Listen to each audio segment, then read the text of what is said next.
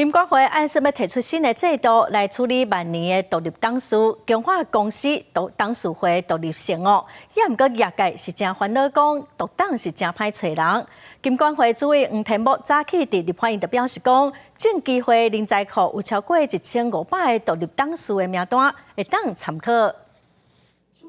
为要互国内上市贵公司的公司治理用顺利甲 OECD 承办公司治理原则对接，强化董事会独立性。金管会伫永续发展行动方案当中，针对独立董事的人数甲任期提出新的制度。为自2017年开始，上市贵公司全部独董任期拢免超过3届，而且释出也免比1/3较少，引起业界烦恼可能出现独董欠人的情形。早起金管会主委黄天木伫立法院表示，证监会为2002年开始，就应建立独董人才资料库，内底有1500外的人选应运用。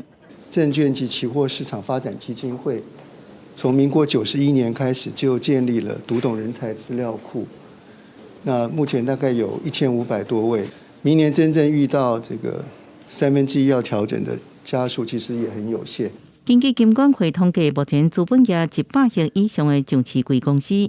独董任期超过9年任期，都要伫每年调整的有25间。经过清查，大部分公司只差1席董事爱调整。那照即摆规定，每一位独立董事人选上侪应担任4间上市贵公司的独董。因公司人才资料库当中，已经有1500外的人选达成进出，维护独立董事人才无够的问题。市场最大的规模就是25家的上市贵公司有这种需求，我们也去了解，有些公司可能只差一席独立董事要做调整，所以基本上它的影响数字最大就是25家。黄天木也强调，那上市贵公司要找新的独董，也不一定按贵资料库内底来找。那各公司有更较好的选项，也拢用去找人。记者综合报道。